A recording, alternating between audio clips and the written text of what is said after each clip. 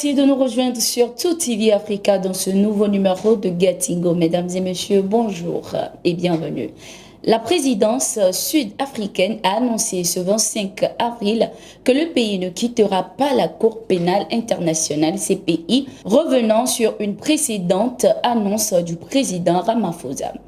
Le parti au pouvoir a tranché, estimant prudent que l'Afrique du Sud se retire de la CPI, avait déclaré Cyril Ramaphosa lors d'une conférence de presse à l'issue d'une visite du président finlandais Sauli Niinisto après une réunion du Congrès national africain ANC au cours du week-end.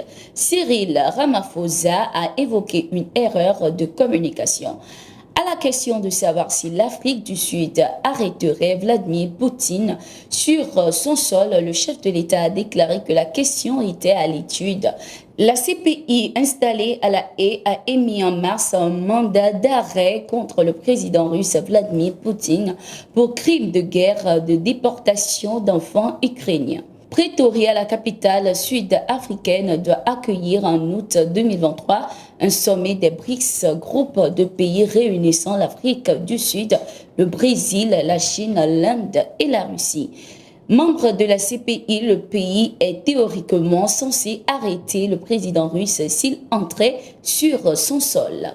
Le ministre des Affaires étrangères du Mali, Abdoulaye Diop, a dénoncé la politisation des droits de l'homme à l'égard de son pays. Dans un message publié sur ses pages ce 25 avril 2023, le ministre s'insurge contre une campagne médiatique pernicieuse visant les autorités de la transition malienne. Il estime également que cette campagne de communication met en avant les droits de l'homme pour nourrir des sentiments de haine entre Maliens. Dans son combat légitime contre les forces obscurantistes, le Mali est hélas confronté à une campagne hostile de désinformation de la part de certains partenaires, campagne qui vise à ternir l'image des autorités, à monter les communautés les unes contre les autres, à saper le moral de nos troupes engagées sur le front et à nuire aux relations entre le Mali et ses voisins et partenaires. Cette campagne hostile passe en outre par l'instrumentalisation et la politisation des droits de l'homme à des fins de déstabilisation en vue d'obtenir un changement de régime pour des intérêts géostratégiques qui incluent des velléités de partition du Mali, a-t-il indiqué. Dans son rapport publié le 30 mars 2023, le secrétaire des Nations Unies, Antonio Guterres, a parlé d'une situation toujours précaire au Mali et des exactions contre des civils dans le pays. Ce 12 avril, lors de l'examen de ce rapport par le Conseil de sécurité, Issa Konfuro, ambassadeur représentant permanent du Mali auprès des Nations Unies, a également démenti toutes ces allégations sur la situation sécuritaire au Mali.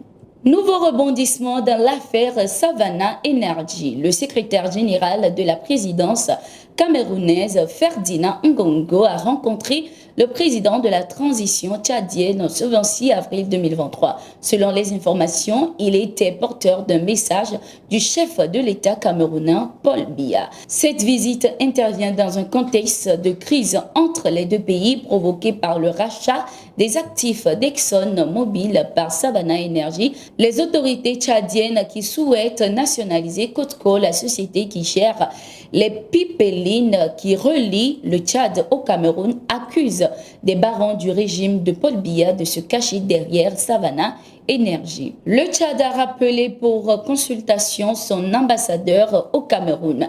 À sa sortie d'audience, Ferdinand Ngongo a assuré que les relations entre les deux pays ont été toujours et demeurent excellentes. Selon lui, les deux chefs d'État sont disposés à continuer à travailler au renforcement de ces relations pour le bien-être de leurs États et de leur peuple. Certaines incompréhensions ont été dissipées et il n'y a vraiment aucun dans la relation entre le Cameroun et le Tchad, a-t-il affirmé. Le conflit soudano-soudanais débuté il y a de cela environ 2 semaines maintenant a connu une trêve de 72 heures sous la négociation de Washington. Après d'intenses négociations ces dernières 48 heures, l'armée soudanaise et les forces de soutien rapide FSR ont accepté de mettre en œuvre un cessez-le-feu dans tout le pays à compter du minuit du 24 avril 2023 devant durer 72 heures, avait annoncé Anthony Blinken, secrétaire d'État américain. Selon l'Organisation mondiale de la santé, plus de 400 personnes ont déjà péri dans le conflit et plus de 3000 autres blessés après 10 jours de combats rudes dans la capitale Khartoum et dans la localité de Al-Jazira. Le conflit a déclenché le 15 avril 2023 entre les forces du général Al-Bourhan, reconnu comme l'armée régulière, et celle du général Hemeti, le chef du FSR. Un général nigérien du nom de Mahamadou Tarkadi Abou aurait prédit le 23 avril que le Burkina Faso et le Mali connaîtront un réveil douloureux pour s'être détournés de certains partenaires dans la lutte contre le terrorisme. Le général Abou faisait allusion à la France qui s'est vue chassée par le Burkina Faso et le Mali.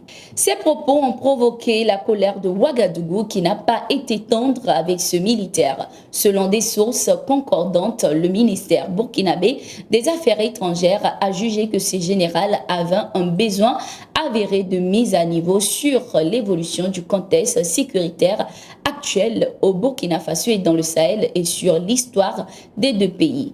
Le ministère doute également que tous les Nigériens cautionnent ces propos. Les propos de cet officier supérieur ne sauraient avoir la caution des frères nigériens qui sans doute ne se reconnaîtront ni à travers sa terreur ni à travers le style utilisé, a ajouté l'institution.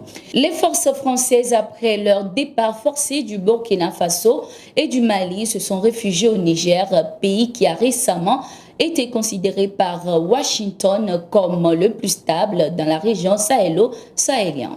Nous sommes arrivés à la fin de ce numéro de Gatingo. Merci d'être resté avec nous. Nous sommes en continu sur nos différentes plateformes et sur notre site d'information, le www.toafrica.com.